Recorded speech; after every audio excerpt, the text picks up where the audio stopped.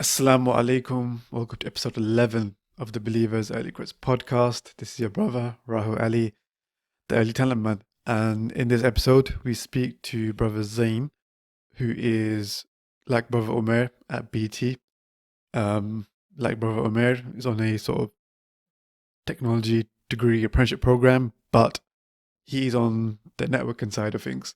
So we talk a lot more about the network engineering scheme at BT and his experience of it, what led him to apply for an apprenticeship and not really consider university, how applying for other apprenticeship programs helped him secure this program, which I think is an important point to really think about.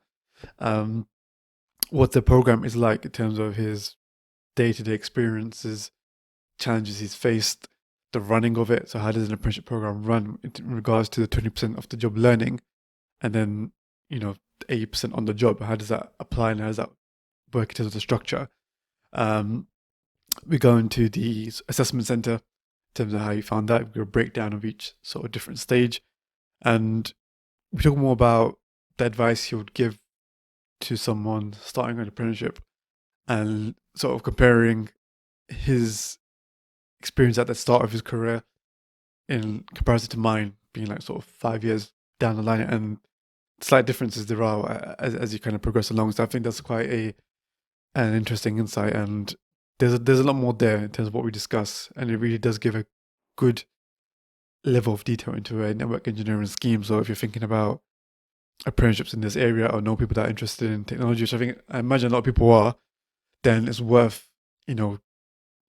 seeing how these things work and understanding it and trying to think of, okay, how can that relate to me? Is that something that I might be interested in? Is there some stuff I need to find out more about?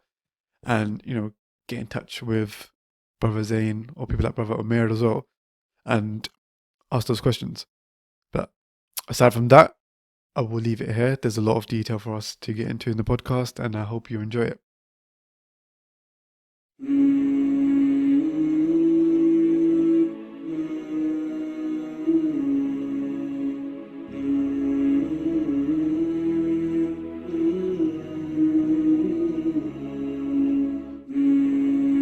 Brother Zain, welcome to the Believers Early Quest podcast. How are you, bro? Yeah, Alhamdulillah. Thank you very much for having me, Rahil. Very glad and pleased to be here, and thank you very much for the opportunity.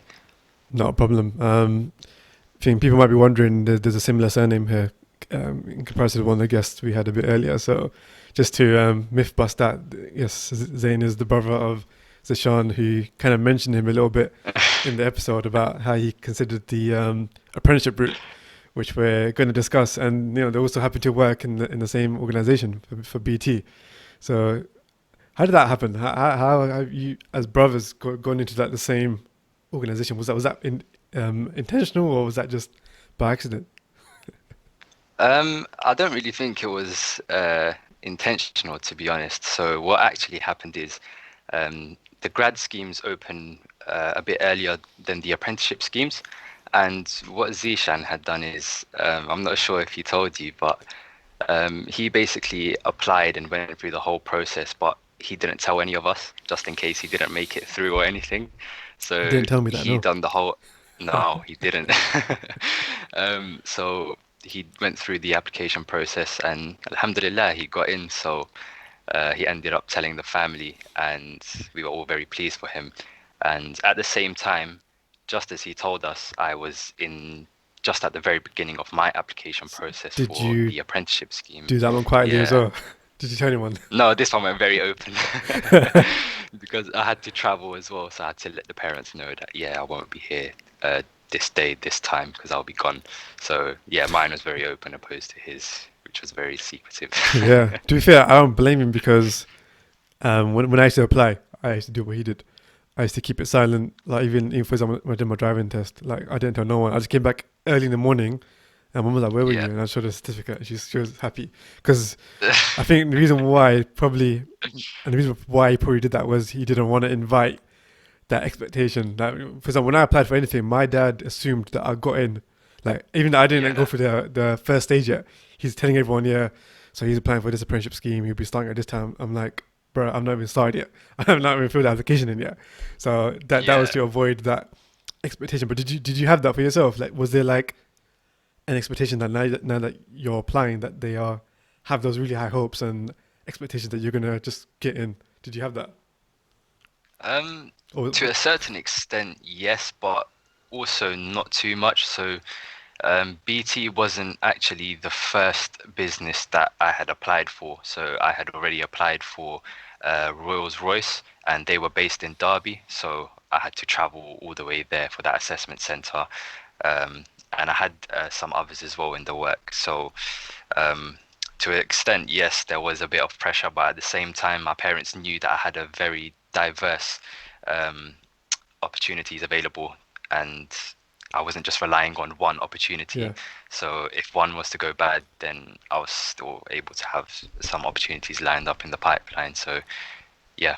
that's a good tactic actually, and maybe something that I should have done, but I didn't do.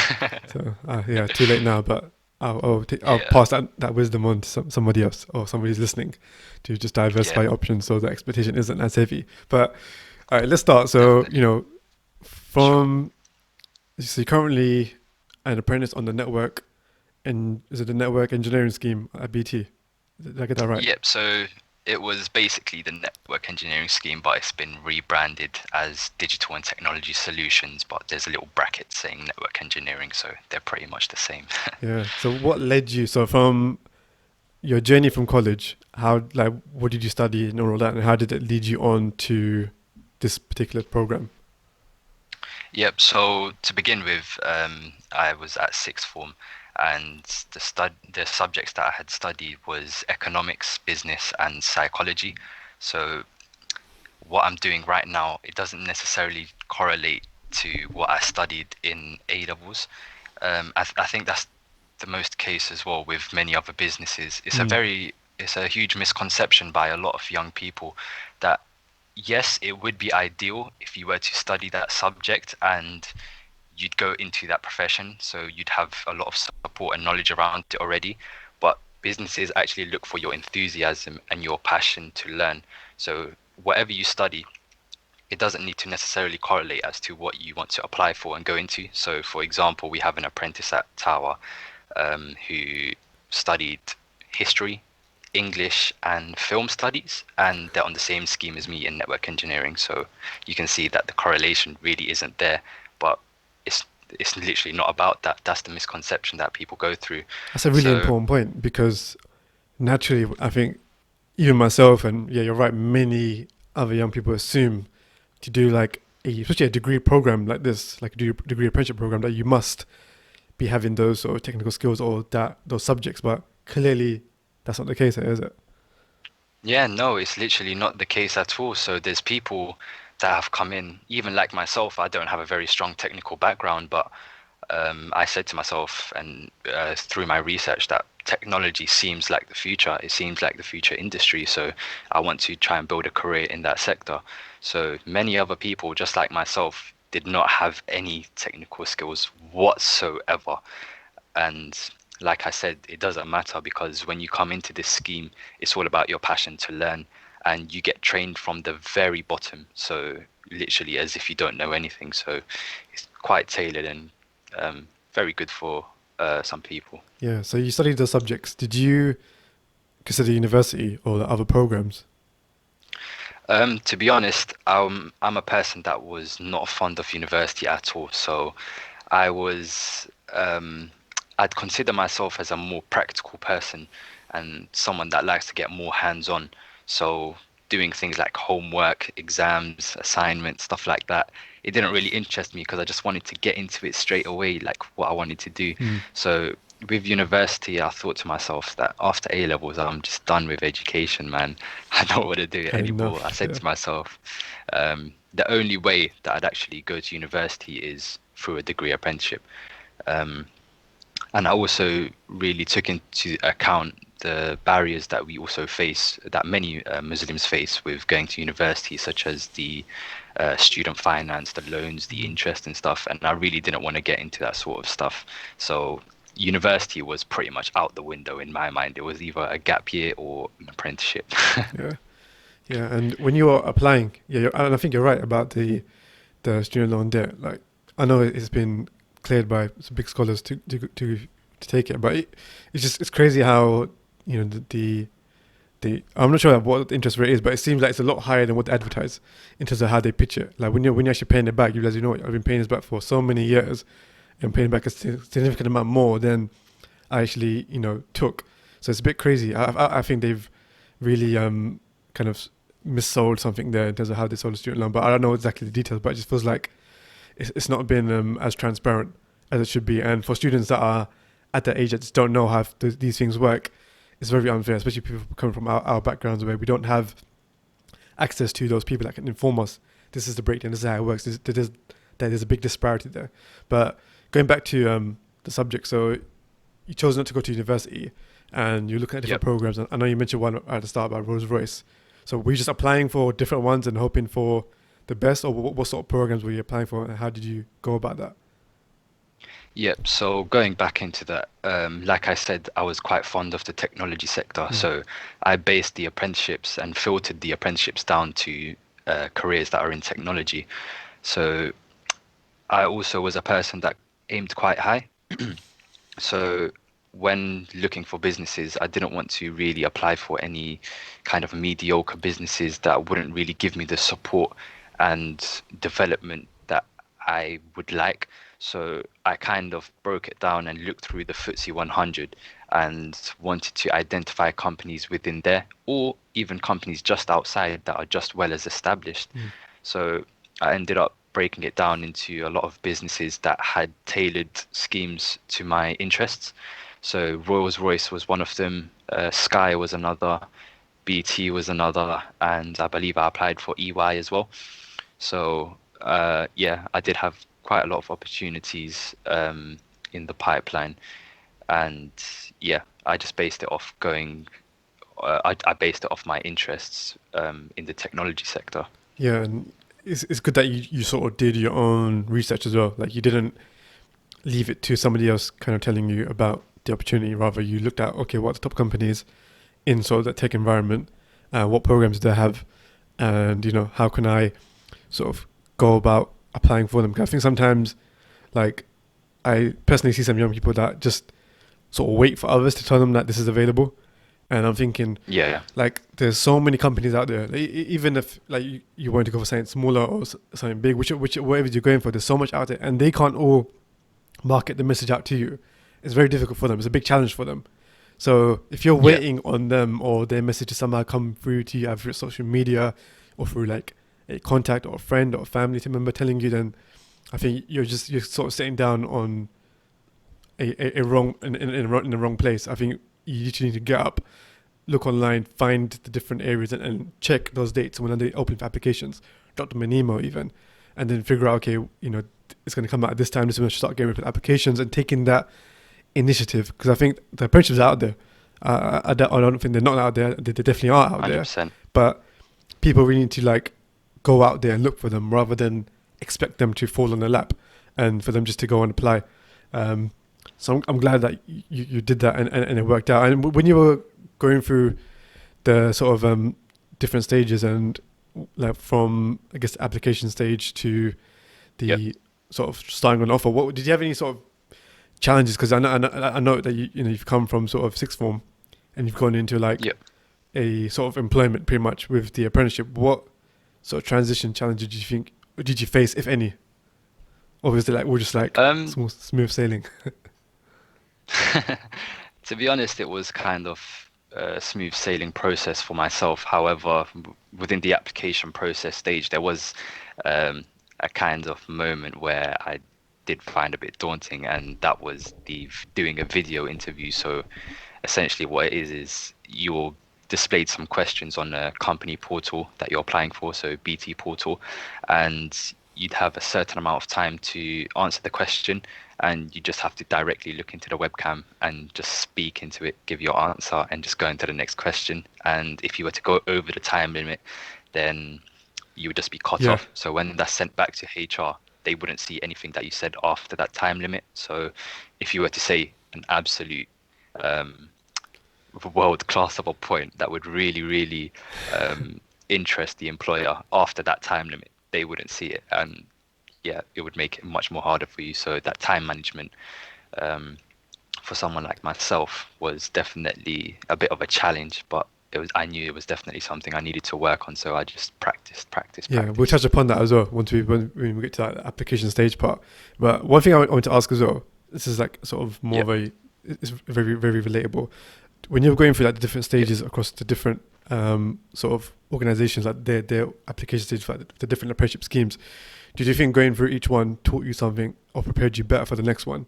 So, for example, if you're applying, let's say hypothetically you applied for EY, Rolls Royce before BT, did you think those experiences going through the process better equipped you to go for the BT one? Like, I think yes, definitely, definitely. So having that experience from like going through previous application processes with different businesses, it definitely gives you that experience and knowledge of how things are going to plan out with other businesses. So, for example, psychometric testing that you go through with businesses, if you know you're applying for technology, for example, even a finance related career apprenticeship, then you'd know that the psychometric test that's going to come your way is going to be a numerical one, most likely. So you'd have to work on your numerical um, skills. And through an assessment center with Rolls-Royce as well, that definitely did help me a lot with BT. So Rolls-Royce was the first assessment center that I had gone to, and I did not know what to expect. Literally, I did not know. So after having gone through that and then going to BT's assessment center, I knew how to now tackle that. I knew what little tricks I could use to my advantage in this assessment center that I didn't previously know and incorporate whilst I was at Rolls Royce. So definitely it helped a lot. yeah. And again, I would, if anyone listening, I would 100% encourage to go through those different assessment centers. And because one thing, again, that slightly annoys me. And maybe you've seen this amongst your peers, or maybe it's just me and just being a nerd over nothing. But sometimes when people, they say that they want to wait for the perfect program, or I might not be interested in this, or I might not be interested in that, and this is, I'm only focused on this particular subject or this particular organization, and I'm just thinking there's no harm in going for the other one. Like, if anything, the experience is only going to better equip you for the ideal one that you want to go for. So rather than literally putting your eggs in one basket and thinking, you know what, I only want that particular program, I'm only going to go for that or wait for that, I think you're missing so much like potential experience with getting familiar with application stages and potential other opportunities though that you might never have even thought about and considered. And I think it's not to say that, okay, fair enough, like if you're genuinely not on a certain organization and you're not passionate about it, then fair enough. But I think there's still a lot of value in just going through those stages as you've experienced it for yourself. Maybe you didn't have that Yeah. in mind, but you still, once you did that Rolls Royce one, you were much better equipped for BT because you had that real lived experience. And that's why I always advise, just go through those stages and get familiar with, because it's only going to help you to actually figure out what is it that they're after, how does it work, and those little intricate small details that nobody can really give you on a website or on a basic sort of talk or anything like that. It's only those things that through lived experience you will figure out. So it's just, yeah, I'm always like trying to emphasize that. But do you find like from your sort of experience, like do people generally just want to go for that one program and kind of avoid going for others, or is it just me from from what I've seen thinking that?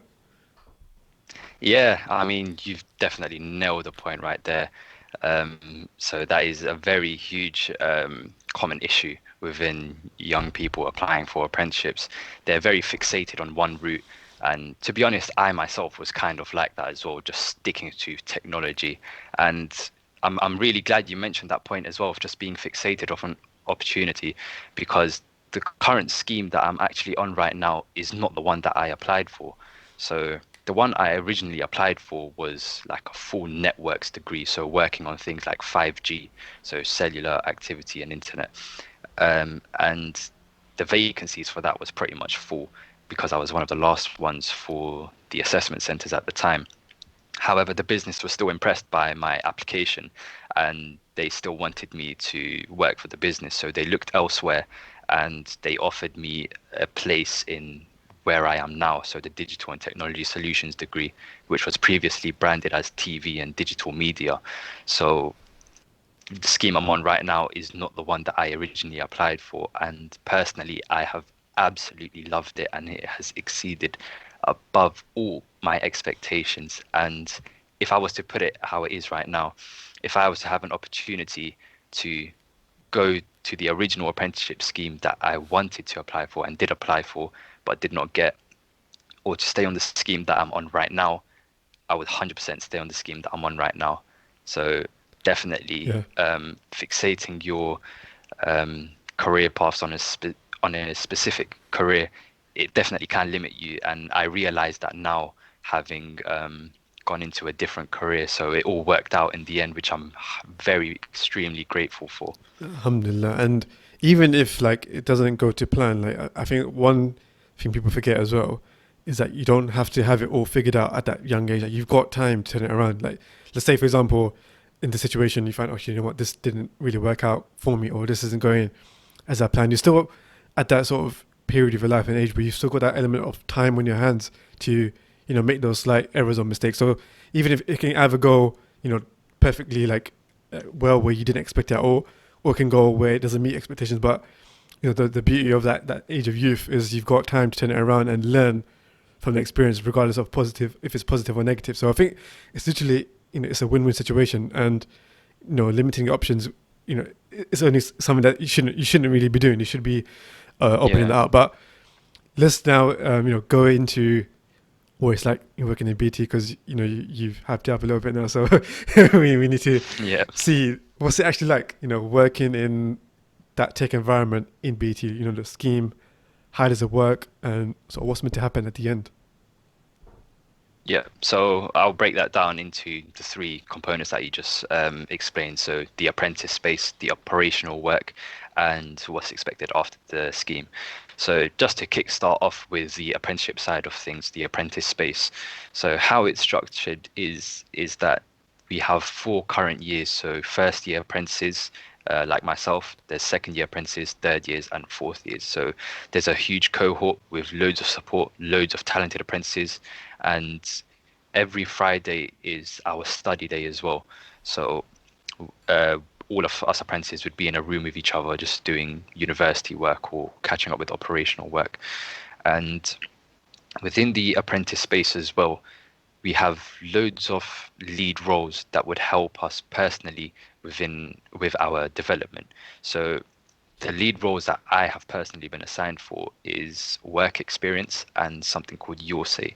So I myself and another third year apprentice currently manages the entire work experience program for BT Tower. So managing all the emails, the applications, the phone interviews, scheduling them into Tower, and just making their placement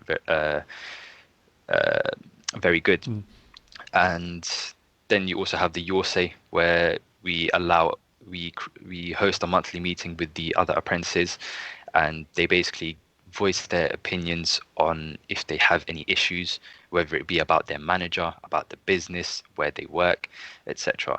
So there's many lead roles within the apprentice space as well, not just the ones that I'm doing. So we have things like external visits, um, where the apprentices plan out business trips to other sites. So we've currently been to Sky, we've been to Coca-Cola as well, um, and we've got many more in the pipeline. But obviously, with the coronavirus circumstances, it's quite limited, and Yeah. it's not really safe to travel. So yeah, there's a whole load of lead roles, about 9 or 10, which personally help your development and would look very nice on your CV. So that's how the apprentice space side of things work. Operationally, so you would spend 6 months within your team, and you'd rotate every 6 months to a different team. What it's like to work in the environment is personally quite amusing and quite interesting. It's pretty much what you'd expect. You'd just look over to your right or left, and you'd see a person next to you with two monitors, 3 monitors, like a really nice setup. Um, and it's an open floor as well. So where I sit, you can probably see around 60 or 70 people just working in front of you, whether you look forwards, backwards, left or right. Yeah. Yeah. So it's quite nice to have that company and socialization around you as well. And every day is different. You probably won't be doing the same task every day due to the variety of workload within your team. So yeah, on that front, that's how the operational side kind of looks. And what's expected after the scheme is that in your final year of your apprenticeship, which is your fourth year.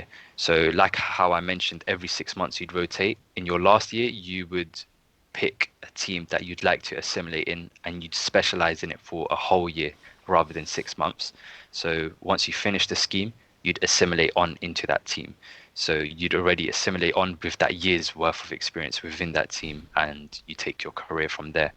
And that's only providing if you successfully graduate from university, which is a core component of our degree apprenticeship scheme. Yeah, it actually sounds really amazingly sort of structured in terms of how to do it. Definitely. And I think you touched upon the learning opportunities as well. So you've got the university degree you're doing alongside the 20% off the job learning time, which is every Friday. So if you're working 5 days a week, Yep. 20% equals 1 day a week. Some Yep. organizations do that differently. We can take it in block in a month, or maybe every fortnightly, 2 days or something like that. So you guys do 1 day a week, which is pretty cool. Yep. And you mentioned the open plan as well. People might be thinking, oh man, you can see everyone, but it's actually not a bad thing. I've been in both open plan offices where you see everyone and the closed Yep. offices. And if anything, being in an open plan is more sort of like, I don't know what the word is, but in a closed like small room, it's a bit more bait in terms of what you're doing, and everyone kind of like knows your business. Whereas open plan, Yeah. everyone comes in and out, so nobody's really fussed about what you're really doing. Like the micromanagement element is kind of out the window because you got loads of people. Whereas in a small office, if you've got those kind of weird managers, then they can just kind of see when you're coming in, when you're coming out, and they might be looking to keep track of the time. You never know, man. I've met some Yeah. really petty people, as well as lovely people. I've also met some really petty people in where I've worked in government over the years, just over 5 years now. Um, Yeah. what I was going to get into as well. So you mentioned at the end how you specialize and you do different placements before that, Yep. which is really cool. There's a point I was going to make about, so alongside the sort of the once a week Fridays you have off, do you also Yep. on top of that have like module days where you go to the university for X amount of days or something like that? Yeah, so we do. It's not normally like these full-time university Yeah, students. So every month is very different with university. So there's no fixed dates each year that you'd go. So every month is very different. So for example, 1 month you could be at university for 1 day. The next month you could be there for 5 days. The other month you could be there for 2 days. And there could be some months where you're not even at university at all. So this month, for example, I had university last week for 2 days, and next month I think I'm only there for 1 day, and then I'm not there the month after. So it's not really hectic with regards to university in that sense, which I personally really love, yeah, because I get to spend more time within my operational team at BT and get to expand on my knowledge whilst also having that dedicated study day each of every other week. So yeah, each month is not the same with regards to university dates, and it's very flexible, which I thoroughly enjoy. yeah. And do you have like a sort of person that's sort of managing the placements and make sure you're getting your development, like a coordinator or like an apprenticeship sort of manager, like person within your sort of business unit that you can sort of go to if there's like certain issues, or just kind of sort of overseeing a placement and all the details? Is that in place in BT? And I imagine there's quite a few of them. Yeah, yeah, definitely. So for each kind of facility, it's a bit different. So I'll just speak for my facility in general.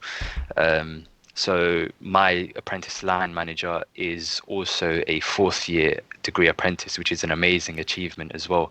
So they are also going to university as well, just like me, because they're still on the apprenticeship scheme. So they kind of know what's going on as well at university. And if we need to voice any concerns we have at university, we can literally speak to our manager, and they know who to directly contact within the university HR as well. And we also have dedicated HR managers that manage communications between direct university and us BT apprentices. So, for example, during coronavirus, our university has moved from the physical environment at the uni to a virtual over Zoom.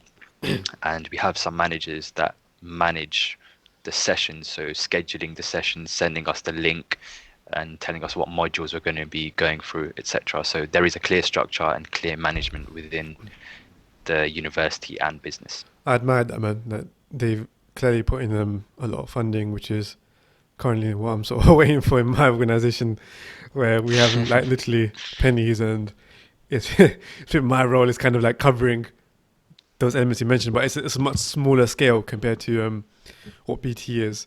But even then, it's like, as well as, you know, apprentices, I'm also looking at interns, graduates, and all of that, and it's like I can only do so much. But if I want to flesh it out, then what you just said, like in terms of coordinating the placement, doing that the coaching element, make sure things are in place, then I think that's like a really supportive structure for apprentices. And the fact that they got the 4th year apprentice sort of line managing as well, that's actually a really smart way of doing it, because they understand it, they know what the first year is going through. So that's actually, you know, props to Definitely. BT for that. That's actually like a really clever thing they're doing there. What I wanted to get to, because I know you mentioned a lot about the operational side and how you enjoy it, what does that typical day or week, you know, look like? So I'm thinking about, you know, the scheme now, network engineering, and in my head, okay, I'm just listening to this, it sounds amazing, but what does the work actually look like, you know, on a day-to-day basis or on a weekly basis? How does it work, and how do you kind of get into like the whole, you know, the technical stuff? If there's any way, it's hard to always describe it, which is what I realized once you're in the job, it's hard to describe what it looks like on a day-to-day basis. But if you could give it an attempt, so a young person could kind of get a picture of it, how would you describe it? Yeah, so I can describe it from the viewpoint that it is right now. So let's just go through the day. So every day at 10 a.m. we have a daily stand-up within our team. So currently I work in security. So with the rest of the security team and the manager of security, we have a 10 a.m. stand-up, and we kind of just speak through what we go through, what we're going to be working on. And we also have a platform called Jira, where we have something called tickets. So it's basically any outstanding issues that are related to our security team would be on that Jira platform. So if you were to just log in, you'd see ticket 1, ticket 2, ticket 3, and then if you click the ticket, you'd see the issue at hand. So on one front, you could just log into Jira and you can just start handling some of those tickets and resolving those issues and closing them.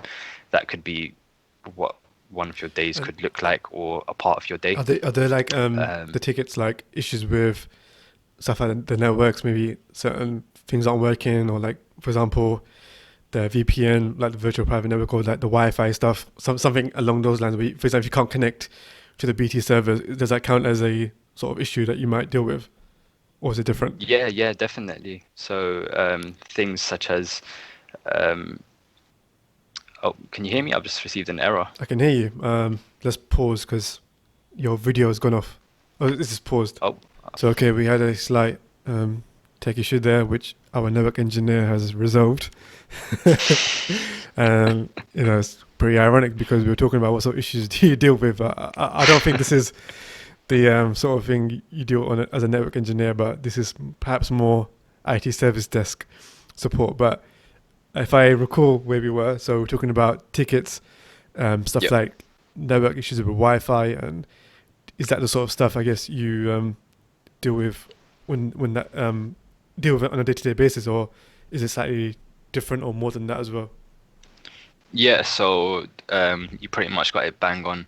So some of the tickets could be around some of our servers going down, IP addresses not being detected on the server, or some of our routers going down, scans not going through of our asset groups. So, for example, we have an asset group called Data Miner, which is a common tool used for one of our teams. So if that was to go down, we'd get a ticket, and yeah, we just look towards resolving that. And also, do you like, because from what I can recall from being at GDS, and Yeah. there's like some infrastructure, networking stuff, and I know you touched upon, you know, mentioned working with the security team. So is there like a lot of work around that, the security of a network and making sure, it's safe and all of that. And do you get to see that or be involved in that? And how does it actually, it's very difficult to maybe describe it. How does that sort of stuff look, getting involved in that sort of work? Yeah, so I definitely do get to work with regards to our security network and with regards to protecting it as well. So how it actually works is we operate on a platform called Qualys. So a majority of our work is on that platform where we deal with vulnerability management in particular in security. So this is a bit of a crazy number that I'm going to throw at you, but you definitely do get to work on big tasks within the security industry. And one of my most proudest achievements within the team right now is being able to work on a asset on creating remediation policy rules within the team for our asset groups. And in turn, what those remediation policies generated was 32,272 vulnerabilities to our security network. So it's a crazy number, I know. But that just goes to show that you definitely do get to work on that security front, and you definitely do get to work on huge tasks that ultimately helps the business. Yeah, and sometimes it's hard to visualize that, but I guess in like the tech industry, like there's different sort of systems that you use, and in whatever way it's designed or whatever, then it kind of looks at I think what's the word I want to use, but it looks at the sort of the overview of it, and somehow with the knowledge I think you might get through the degree or just being in that environment, you kind of feel, okay, maybe there looks like there's a weakness in this particular spot, or there's been some activity over here we should have a look at, and kind of identifying those sort of security challenges. And I think cybersecurity and the network engineering goes very closely together, because the cybersecurity part is protecting the network, and the network needs to be designed to be safe and to be able to deal with that, so people can't infiltrate it and do all sorts of damage, which we've seen across like different organizations. When you see data leaks and stuff like that, it's probably because hackers have got into the network and leaked information. So it's actually very critical work, but it's hard to visualize. But I think once maybe you're in that sort of place and you're doing it and you're working with these systems and actually figure out how it all kind of looks, and on a podcast you can't actually put the video, the actual visit repetition there, but I think it gives at least a good picture of what to sort of expect or have an idea of with network engineering and the kind of wide sort of scope of it. I guess leading on to that, what key skills do you think you've developed from this sort of first year or so at BT? So I think I've developed many skills, going through such as just the basic ones, such as time management, with the amount of meetings and calls that I'd have in a week and in a day, and also that it ties into the organization skills as well. Some days you may have a full day with back-to-back meetings and calls, and you just have to work out where you can place some of your other meetings through the other day, where you can free time up, prioritizing and just be prioritizing and doing that. Yeah, literally. And obviously, from someone like myself coming out of A levels, I would have never needed to do any of these kind of things. So just the basic skills such as organization and time management, those kind of things I definitely was able to improve on. And and then just also going on to the day-to-day development of my personal professionalism within the workplace as well, learning how to talk in a more corporate manner, and those things people I think underrate. Like I think when you're outside and maybe a student, sometimes you might think these people to say to do this, to do that, but it sounds very easy on the outside. But once you come in, you realize, wait a minute, there's a lot of soft skills, even talking and communicating, and how you come across, body language, engagement. Those sort of things are very understated, and I've said this probably in every episode of the podcast, that university doesn't, or college doesn't teach you that those skills. How do you, you know, present yourself in a way that you make a good impact, that you make a good impression, that you come across as someone that knows what they're talking about and someone that has integrity and all of that. And those are all sort of, kind of comes off the branch of communication and engagement and stuff like that, which you learn more. You can read about it, but when you're doing it and implementing it, you learn it a lot quicker and pick up a lot quicker when you're when you're actually doing it in real life, which is what I've realized as well. But it definitely is an interesting one, especially because you didn't go for that university experience, where sometimes you might pick up Yeah. some of that. Because I think people say that go for that whole experience, you do pick up on some of these things because you can Hmm. kind of see it in some of the graduates that have gone to certain universities that they come across as very well spoken, even though they might have no idea what they're talking about. But when you're coming from like sixth form college, you're probably even more rough in that sense, and it's probably a very new environment. Just go straight into work and figure out all those little things. And yeah, meetings. One common theme I'm coming across from BT is that there's a lot of meetings that goes on. Which probably is interesting for an apprentice to get involved in so many different things and hear a lot of different Yeah. conversations. For me, I'm a bit anti-meeting, so I try to avoid it wherever I can, and just literally just want to get on with the work. But it's probably because my area of work is more just me owning it and doing it, and I don't really Yeah. have a team per se that I work with that are doing different areas of responsibility. Whereas if I did, then I would need to have more of that. Because I don't, any means that I come across, I try to like just not fob off, but I try to avoid. I try to say, look, what outcome am I going to get from it? Is it worth me joining? Because I could be doing other work, and I'm very direct in my work style. Like I'll look at Yeah. what needs to be done, and I want to do it. Like I don't, I'm not a big fan of having to do like monthly updates to my local team. Where if I'm writing up my weekly update on a weekly note, which we have, they should be reading that if they want to know what I'm doing. And if they really want to know what I'm doing, then they can get in touch and talk to me. Whereas I'm not a big fan of having to do like monthly ones because the thing is, people are busy with their work. They don't want to know what you're doing every month. And maybe the first month they might all attend, but after that it just drops off and it becomes dead. And I think that me presenting what I'm doing doesn't necessarily, because I'm doing my own area, doesn't necessarily have any outcome or value. If other people are knowing and they can't get involved, in what am I getting from it? And if I'm doing the update anyway on like a weekly note, which they can Yeah. pick up stuff and ask me about it, and get involved in projects, then that's fine. But it's not to say I'm anti-collaboration. I'm very collaborative, but I try Yeah. to make it direct. There needs to be an outcome. Like, I don't like collaborating for the sake of. Whereas this is me like 5 years down the line of my career. At the start, I'll say do as much as you can, like what you just said. So yeah, if any young person listen to this, just disregard my advice until 5 years time. Once you've established yourself, then maybe pick up on what I'm saying. But once you're at the start, then everything Zaina said, get stuck in the meetings and figure things out. Because the reason why I'm doing what I'm doing now, and the reason why I say it now, because I'm in a place where I have an idea of what I'm like. I really know what I'm doing because this is my area of work. I'm no longer learning. I'm actually owning it, which is like a different position. And when you're an apprentice, you're picking things up from everyone. You're learning different things. But once you become slightly more senior and you're the manager, for example, then you need to figure out, okay, what's actually the most important thing that I need to be doing? What meetings are going to count the most towards this? What outcome I'm going to get from it?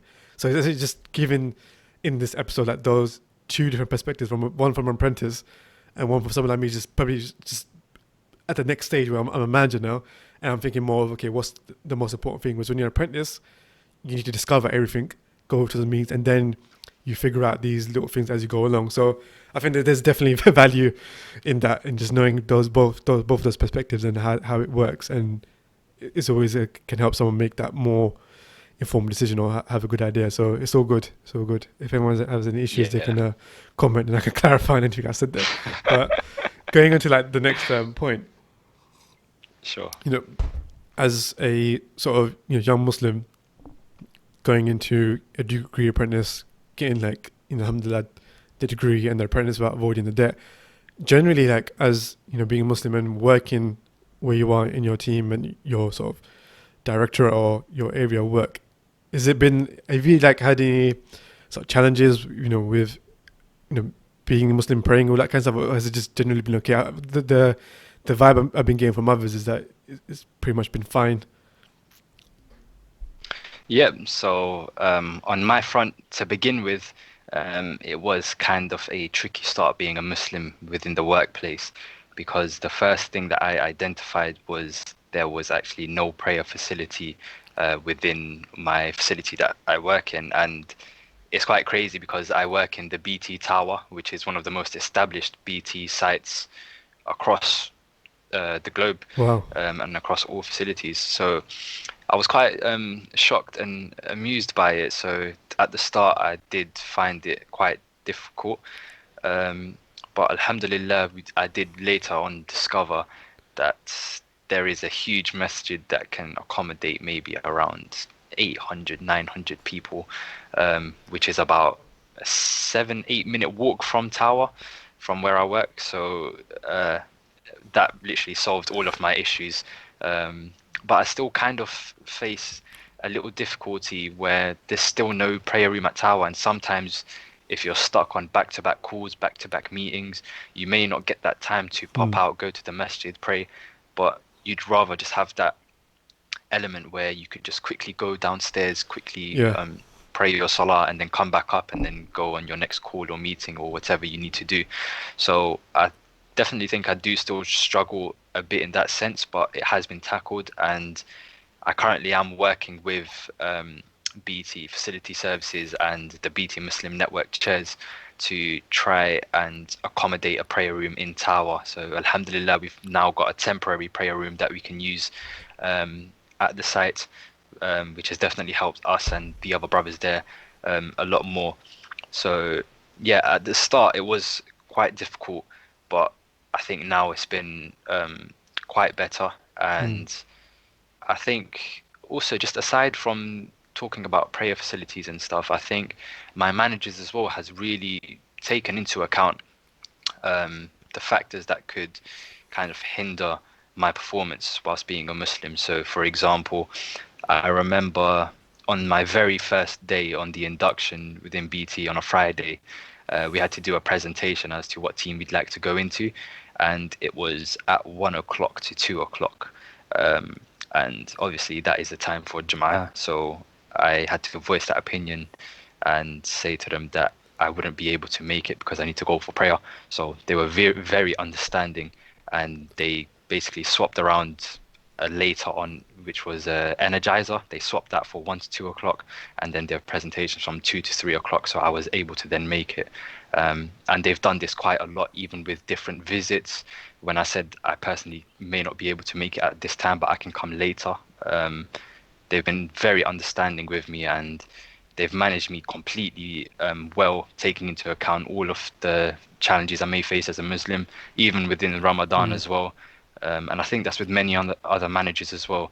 They really do understand the culture, and we're now also in a phase where we are we've got a knowledge development lead within the BT Muslim network, so we're going to now hopefully start pumping out more content, um, more knowledge share content, which is open for BTMN members and also BT Muslim Network non-members, so everyone can educate themselves more on Muslims themselves. So hopefully we can make it a more inclusive environment for the Muslims at BT as well. Yeah, and I think that's like really cool that managers are keen to learn and be more engaging. I'm surprised Yeah. about the are there other sites in London for BT? There must be because from what I gathered from Zishan and Amir, they didn't seem to have that issue from what I gathered anyway. But um, it seems that this issue was exclusively to the BT Tower in terms of there not being a dedicated sort of prayer room. Is that correct from my understanding?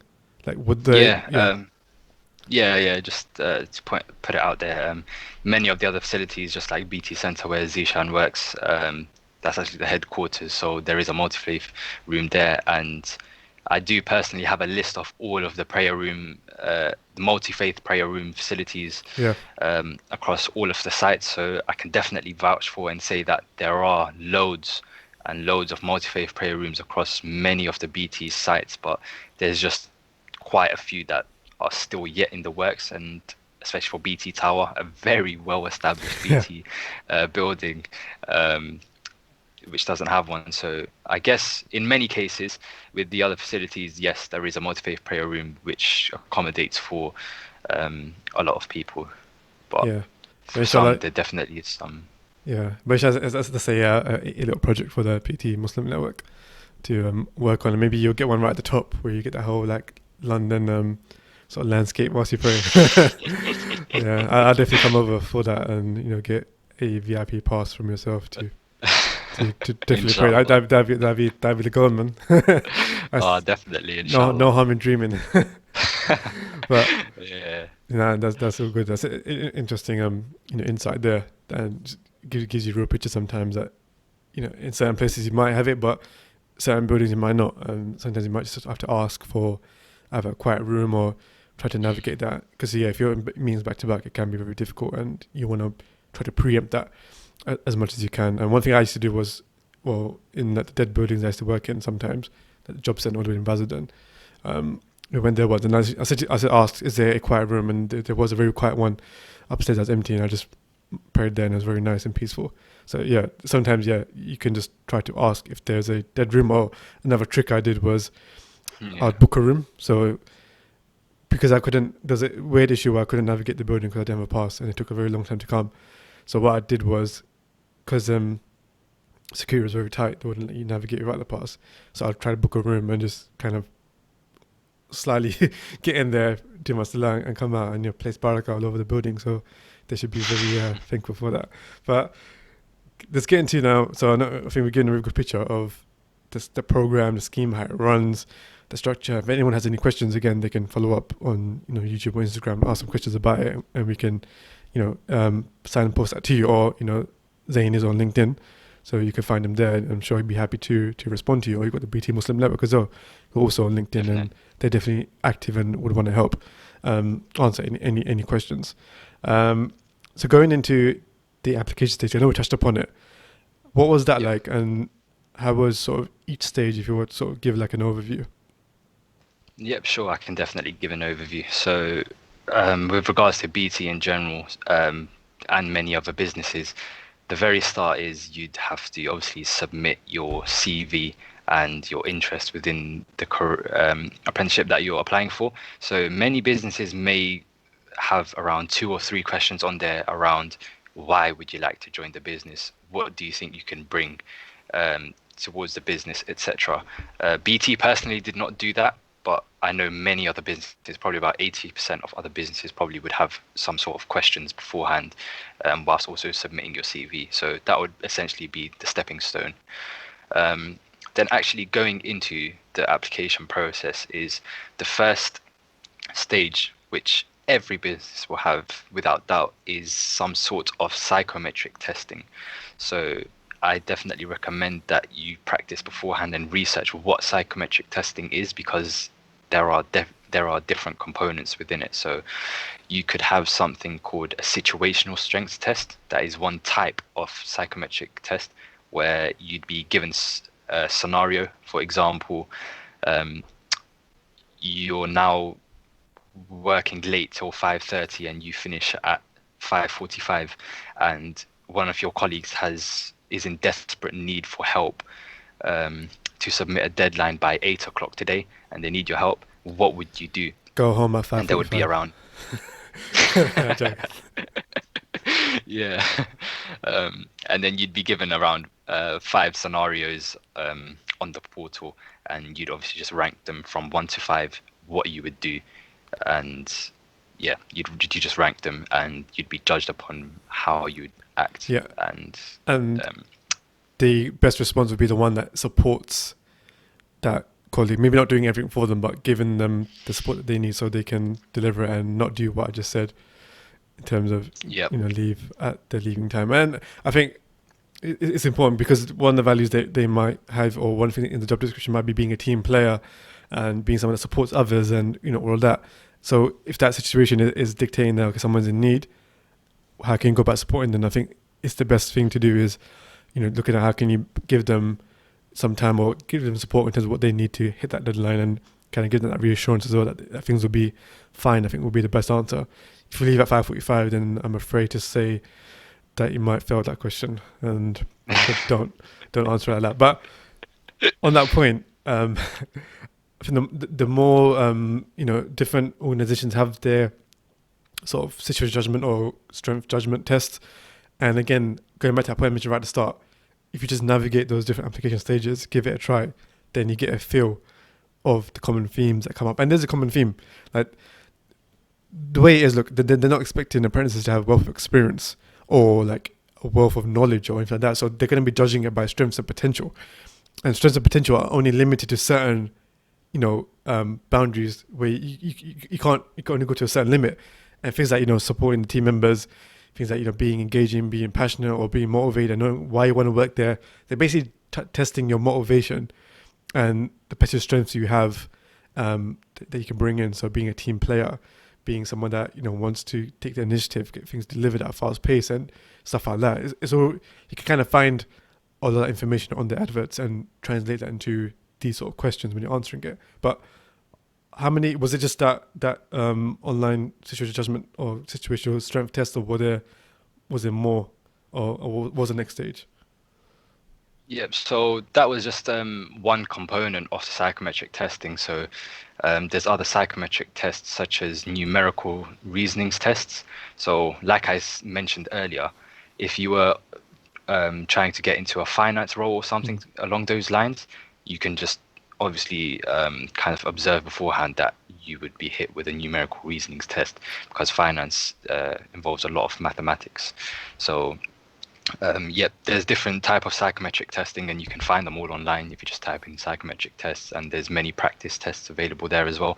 So that is probably the first stage of the application process from an apprenticeship point of view. And going on to the next stage after that, this is not incorporated by all companies. So I know many companies do use it, and more companies probably will be moving towards this stage, which is the video interview, which I briefly described earlier, where you will be given time to answer a set of questions, and you basically directly need to look into the camera and answer it to the camera. No looking away at another screen so they think that you're cheating or something, just reading off notes, which is very unprofessional. So that would be the second stage of the process, which you also can practice beforehand. I know BT as well, they gave unlimited practice time for video interviews. So I was probably sat at the laptop for about an hour and a half just practicing, and it would also show you as well what it would look like from the other person's point of view. So your video interview, you can see what it looks like as well. So you get to practice and get a feel of what it's like. So I think that's important as well. Just get familiar with it, get comfortable with it. Because when I can 100% understand why it would be uncomfortable, because when I was doing recording my first episode here, and I was just talking to a camera, like I got good feedback for it. Like one brother said it seemed very natural and seemed to do it very good, but I was fighting a lot of uncomfortability, or if that's even a word, and awkwardness. I'm thinking, I'm trying to be engaging, I'm trying to be have that conversation, but talk to a camera. There's no one responding back to me. Like, for example, we're talking right now. There's that human engagement, isn't there? And it works. That's how it is. We're talking to a camera. You're looking at either yourself or like nothing at all, and it can be a bit awkward trying to like smile or and it's trying to be yourself and trying to be human, literally, because you're just talking to a screen. But yeah, I think practicing and just getting familiar with it is doable. It's not impossible. Like you've done it, you managed it. I know maybe it wasn't the most perfect, but still it was good enough, which is what we just need. It doesn't have to be the best. It just needs to be answering the question and making it as like human, I guess, as possible. And practice, like once you're doing it and getting fluent with what you're saying, and you're looking at the repeats or look at the recordings, and then you realize, what, that looks a bit weird. Let me perhaps smile more here, or let me do some more hand signals or stuff like that. And yeah, it would just help your points come across a lot more naturally, rather than just being blank and just talking in front of a screen like you're presenting in secondary school. How you were back in the day, where you just read off the sheet and do like that. So don't be that person. And practice. It is uncomfortable, but the more practice you do, the more you'll thank yourself for it, because once you get used to it, then it becomes second nature. It becomes easy, and just practice is the key here. So after that, what was the next stage? Just to also just Yeah. quickly comment on that point as well. The business already, they also know that you will be scared. They know that video interviews are quite daunting, especially from a very young person who's just coming out of sixth form or college. They know that you will be scared. They know that you may freeze or um, even one of my questions, if I'm being honest, one of my questions, I think I kind of mucked it up. I think I kind of froze a bit because my mind went blank. But alhamdulillah, it looks like I ended up passing Yeah. anyway. So they know, they expect that there'll definitely be some sort of nervousness, but it's nothing to worry about at all. Um, but going into the next stage, which is the final stage, and that is the assessment center. So the assessment center is where the business will invite you towards their facility and they will assess you in person, how you are in person, how you work with how you work with your other colleagues, and how fit you are for the business. So in the assessment center, it's kind of broken down into three components, where the first you will have a one-to-one interview with the assessor, and they will, just like any other regular interview, they'll interview you on who you are, why are you interested, what you think you can bring to the business, why you are different from the other colleagues, why you deserve it more, etc. So that will be the first component of your assessment center. The second component will also be a group task. So, like yourself, there will be other candidates who have progressed through the video interview and have made it to the assessment center as well. So, there will maybe be around 6 or 7 other people with you. Me personally in BT, I only had 2 other people. And when I was in the Rolls-Royce Assessment Center, there was about 5 of us. So, alhamdulillah, there weren't many people, less competition. So, it worked out better for me. Alhamdulillah. Alhamdulillah. So yeah, in that group task, you will be required to work with your other colleagues. You'd be given a scenario maybe. So I can talk to you about how it was for my Rolls-Royce one. So like I said, Rolls-Royce, it was a technology um, tailored apprenticeship, and the group task was actually coding a robot around the course. So there was a huge table, and there was literally like a robot, and we had an iPad, and we had to code the robot through the iPad to go around the course. And at the same time, we also had to build a bridge as well with a fake budget. So, for example, we had £10,000 and around £3,000.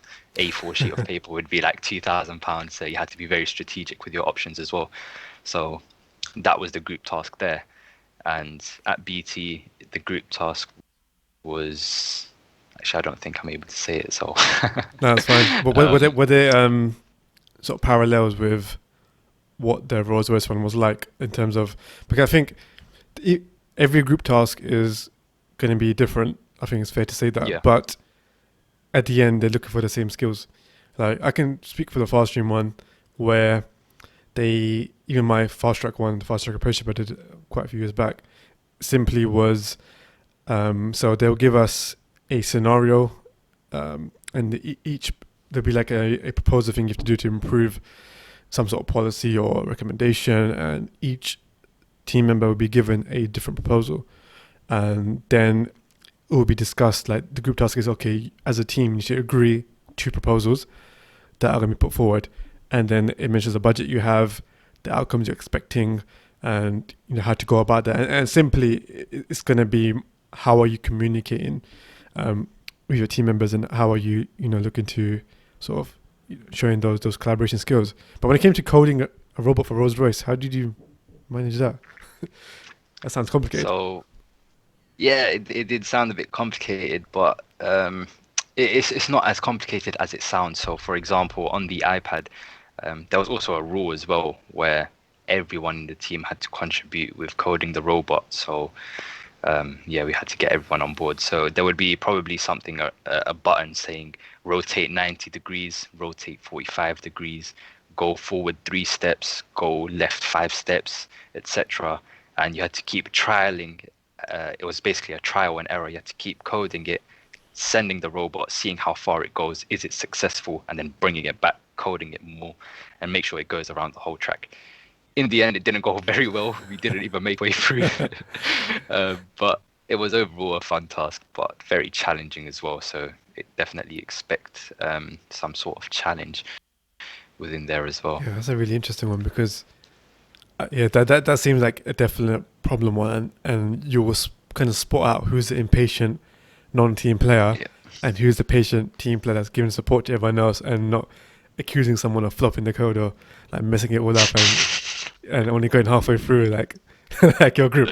Yeah, That's actually a very and interesting it one. was Yeah. yeah, definitely, and it was also split into two parts as well, where you had to have about 2 or 3 people assigned to building the little bridge from the fake budget that you were given, and then you had 2 people managing the code, and then at the end everyone had to contribute to the code as well. So yeah, a lot of teamwork and a lot of responsibility within the group task Yeah. at hand.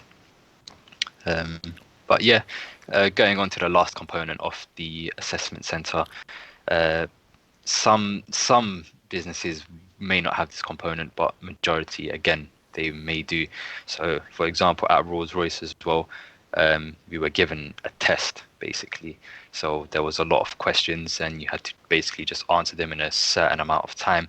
And just like any other exam, the assessor will go through your answers, see if you got it correct, and they would also go through your methodology as well, your working out, and see how you got about things. So they necessarily didn't really care if you got the answer right or wrong. They just wanted to assess how you got about your answer, what methodology you used. So you can also expect that in your assessment center as well. However, at BT, I don't think we did have that element. And that's pretty much the application process. Just know that if you get a phone call after the assessment center, you pretty much probably passed. If you get an email, then you've probably failed. That is yeah, that's a dreaded anxious wait. Yeah, that can be quite yeah, quite yeah, that's a lot of anxiety, Devon. Don't say that. But no, you're right. You're right. That's how it works sometimes. And but to be fair, for my apprenticeship actually, I got the email. Yeah, I didn't get the call. They didn't bother calling me. They Oh, actually really? emailed me. So maybe for some it might be an email. So don't feel too anxious. If you get an Yeah. email, it might be good news. And I think civil service navigates that way. So it can vary. So don't feel too bad if an email comes in. Just open it, and inshallah Yeah. it'll be a positive. So I guess to summarize. So Inshallah. BT, you had the online sort of situation judgment test, situation strength Yep. test, if I can say it properly, video interview. Then Yep. at the assessment center, you had the group exercise. Yep. Is it the interview? Yep. And was there something else that I missed? Uh, yeah, that last component that I mentioned, where you might have a test as It's well. like a sort of analysis slash Yeah.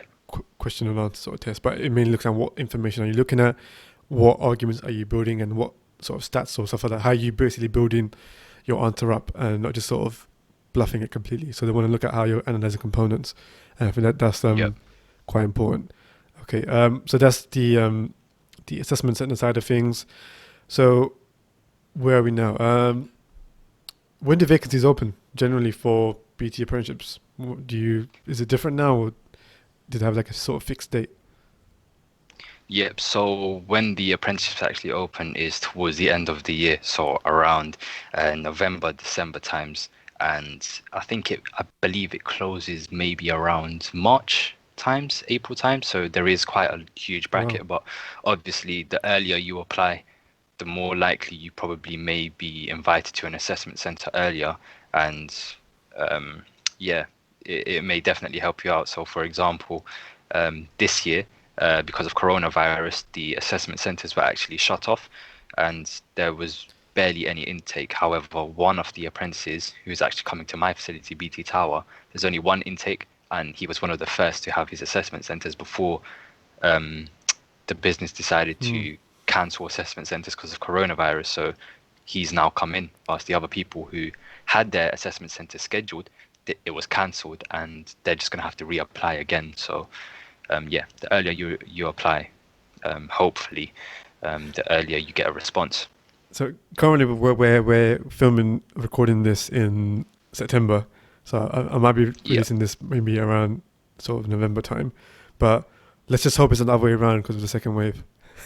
So yeah, just, definitely. so yeah, just play it by the ear and say Bismillah, and go for it. Because I think the pandemic was definitely something nobody could plan ahead for, man. It's just been very unfortunate, and especially with sort of vacancies like this. But whether you decide to apply for this window or the next window, I think just this is all still going to be very valid and useful regardless of that. So it's just play by the ear in terms of looking at what the current situation is and trying to get that insight. And even if you've got drop an email, I'm sure there's an email contact for BT on the website. You can try to get a feel of, okay, is there what's the likelihood of the assessments taking place, and what would you advise to apply now or potentially later. So just and there's no harm in asking those questions. It's important that we sometimes think that we can't ask questions before the assessment or recruitment, but you can, and if anything, it helps you to become better prepared for what's to come, because you get a bit more insight from a real person in the business rather than just what's on the website, which is also still useful. But in this current situation and the pandemic stuff, you want to just navigate it a bit more smartly and ask those questions. And by all means, do it. There's nothing that will make you look bad if you do it or anything like that. So just get that thought out of the head and ask if you need clarity and if you need clarification there. But I guess heading towards the end now, because it's strange, because normally I ask a question about so for a network engineering sort of scheme or digital technology solutions, I normally ask what particular resources, activities would you recommend for young Muslims to get a head start. But now I'm thinking, is that the right question to ask? Because from what I'm noticing now is a lot of like people like yourself, and I think even Umair to an extent, if I recall correctly, in terms of the subjects he done, was quite different to at the actual apprenticeship what you're learning. So it seems like he didn't necessarily need, or you don't necessarily need to do like stuff like coding or like get insight into like infrastructure, network engineering, or like stuff like that. Like I think it would be definitely a good thing to get a picture of what the actual job is like and make an informed decision, but it doesn't seem like it's a requirement as such to actually have that to give you a head start. But what would you say from your perspective? Would you advise someone to look into any resources or activities to do to give them a head start, or would you just say more of the generalist stuff, build up your confidence, know-how of the application process and stuff like that to get in? Yep. So personally, I'd advise getting a balance of both. So firstly, building upon your soft skills and your confidence, because that will be a very huge contributing factor within your application process. But also, like I highlighted earlier, it's mainly about the passion you have to learn. So just like Omer said himself, and what I expressed earlier, the subjects that we studied, it didn't necessarily correlate to what we are doing right now. So again, yes, it would be to your advantage if you did study relevant subjects with the scheme you're applying for, because it could give you an edge over others. But at the same time, it's not the sole factor that the business looks at. So again, you don't really need to worry. However, I think that if you do decide to do external courses or go through external material that is linked to your apprenticeship scheme that you are applying for, I think you can use that to your benefit. So you can, when it comes to expressing your interests in your interview that you have with the business, you can talk about how you go away and do external learning through these resources. For example, you like using Python in your spare time to learn code to help you with your future career of going into software engineering as such. So again, I think that balance of both working on your confidence and soft skills, but also going out your way to learn some external material related to your course can help you when it comes to interview stages and stuff, because it shows how passionate you are 100%. about learning. 100%. So I think, that best of both worlds will definitely help you. So there's no necessary kind of message to study the subject that you want to go into in the future, because it's not the sole factor. Yeah, but definitely some good advice that people can take on there. I think if I recall correctly, so, and I think I forgot to touch upon, so the entry requirements in terms of you needed like a level 3, so something like A levels or equivalent. Is it at is it a C grade, or is it sort of lower than that? I can't remember. I think Omer mentioned it. Do you remember what those requirements were? Or should we? Yeah, I do remember from my scheme what the requirements are. So, for majority of the degree apprenticeship schemes for A levels, you'd be required for the degree in particular, you'd be required BCC in A levels, and also 4 to 9 GCSEs. I mean, 5 to 9 GCSEs from grades 4 to Yeah, 9. So would be the requirements for the degree apprenticeship scheme. And I also believe for people that do BTEC that you need a distinction, 2 distinctions maybe, to get through. And obviously that could maybe differ in the future. But those were the requirements. BCC is exactly what I got, so I'm eligible.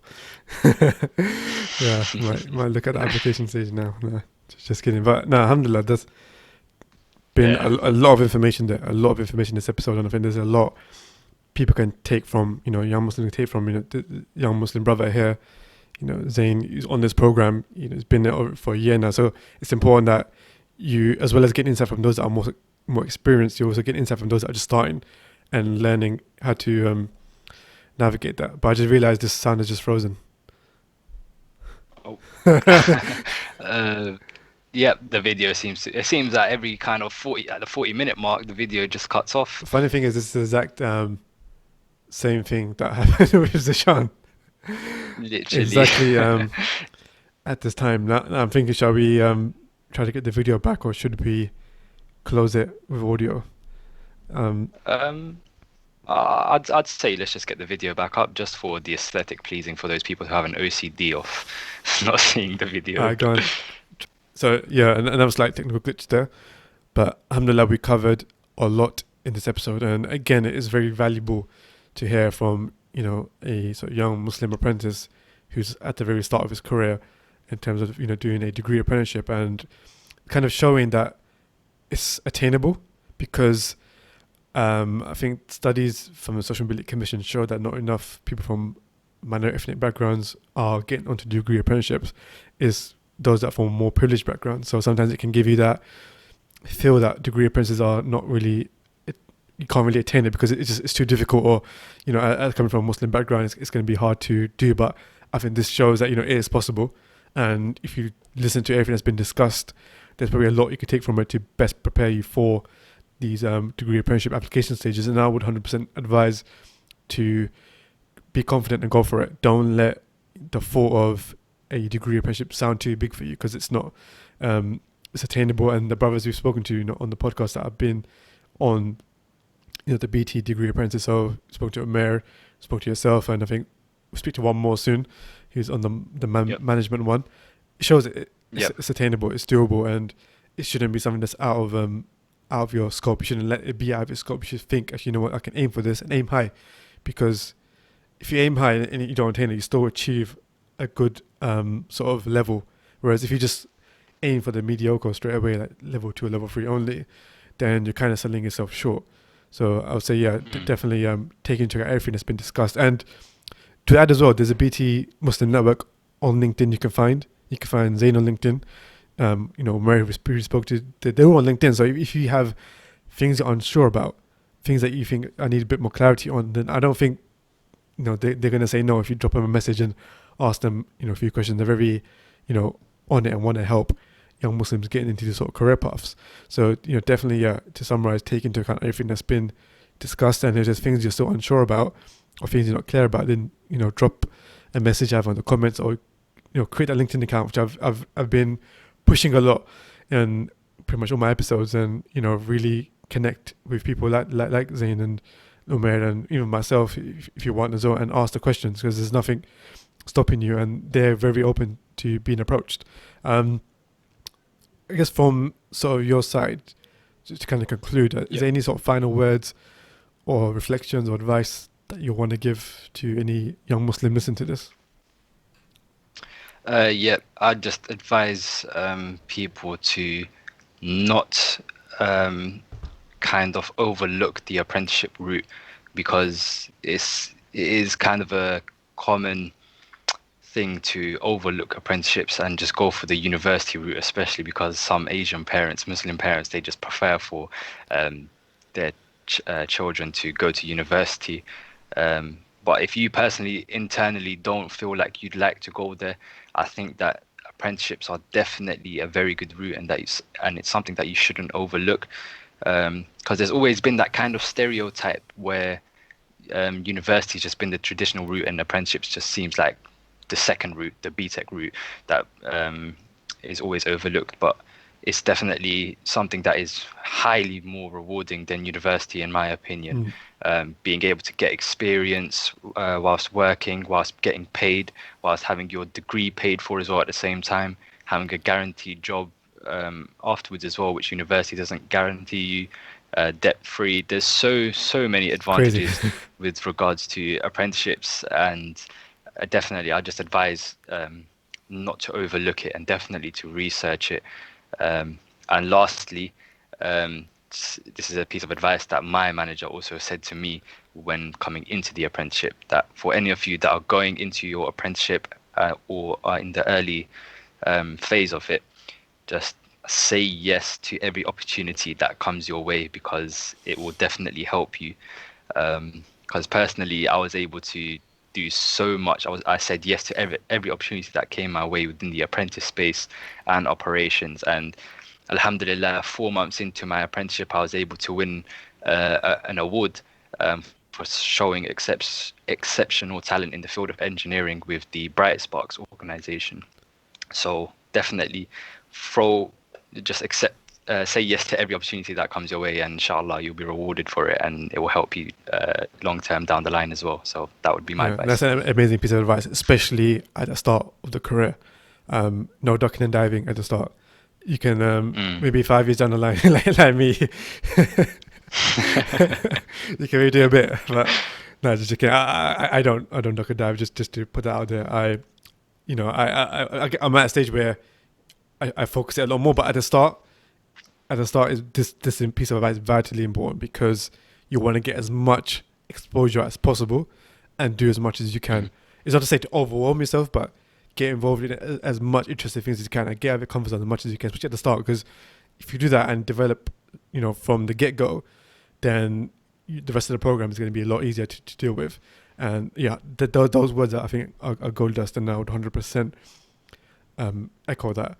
And then once you get to that sort of 5 year stage or whatever, and you know what you're about, you know where your skills are, you know what's the most value in different areas of work or different initiatives, then you can start picking and choosing, and start thinking, you know what, this might fit in, that might not fit in, and then you can start saying no, basically. But to start, you want to find yourself, you want to know what's out there, you want to get different stuff, get insight everywhere as much as you can, and saying yes to a variety of different things will give you that exposure and give you that insight, which, think about it this way again, because this is the first sort of role, you've not had this exposure anywhere else. So seeing this is all going to be new information and new things to take in, and you probably gain so much from it. And just seeing it is like, you can't often describe it, but when you're there in the environment and you're doing it and you're being exposed to it, then you learn a lot about yourself, and you learn a lot about the business, and learn about what you're going to like, and it gives you that more informed career decision to make for the next stages. And once you're there, then you can start thinking, like, you know what, I don't need to do this now, or I don't need to do that now, but now I can focus it a lot more. But at the start, broadening it as much as possible. So definitely take on that advice from Zain, and 100% echo. That's really good advice there, bro. So on that note, we'll end it here, but Jazakallah khair for coming onto the podcast and giving a really good insight. And it's interesting because I know some of the things that you've mentioned in your advice and some of the things that I mentioned in my advice is quite different and quite distinct, but I think people should take into account that we're both in different stages of our career. So the perspectives change a lot, which I think people should get a lot of value from seeing that and hearing that. Yeah. So, where you are in my stage, what I've said might apply more, whereas when you're at the early stage, everything Zain said, it's going to apply 100%, and you should take, both on board and figure out for yourself. Because once you're, like you mentioned, once you're out there doing it, then you figure out these little things and figure out what works and what doesn't work. But it starts by getting out there and doing it and making the most of the apprenticeship scheme. But with that, bro, I want to say again, thank you for joining in and giving your wisdom and advice at this very early young stage of your career. we'll conclude it here. But if anyone has any questions or follow-ups, Zain, again, we mentioned many times, he's on LinkedIn. You can drop a comment on YouTube or on our Instagram pages, and we can pick it up and get back to you. But with that, bro, Assalamu alaikum. Wa alaikum assalam wa rahmatullahi wa barakatuh.